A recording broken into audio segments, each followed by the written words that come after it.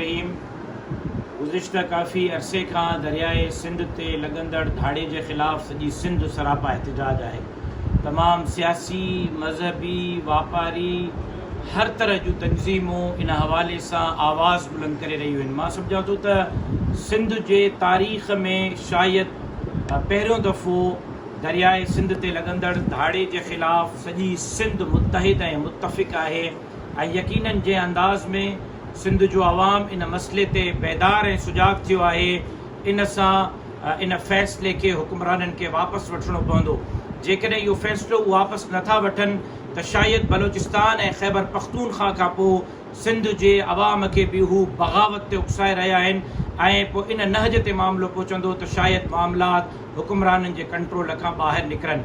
सुभाणे गंबट में थींदड़ मुज़ाहिरे जी जमीयत उलमा इस्लाम न सिर्फ़ु भरपूर हिमायत करे थी बल्कि अॼु हिकिड़ो तमामु वॾो वफ़द हिते मां वटि पहुतो आहे मुज़ाहिरे में दावत ॾियण जे लाइ। मां उन जी दावत खे क़बूल कयो आहे। हीउ सिंध जो मसइलो आहे, दरियाए सिंध जो मसइलो आहे।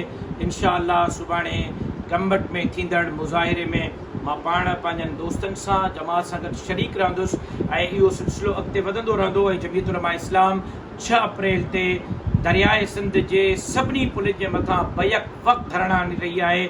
मां सम्झां थो त पाणीअ जे मसइले ते शायदि इहो पहिरियों दफ़ो एॾो वॾो एहतजाज हूंदो जो बैक वक़्तु छटे खां वठी गुडूअ ताईं सॼी सिंध सरापा एहतजाज हूंदी ऐं इंशा अल्लाह उतां बि हिकिड़ो भरपूर आवाज़ बुलंद करे पंजाब ऐं पिंडीअ में ऐं इस्लामाबाद में वेठल हुक्मराननि खे वाज़े तौर ते इन ॻाल्हि ते मजबूर कंदासीं त दरियाए सिंध सिंध जी मिल्कियत आहे।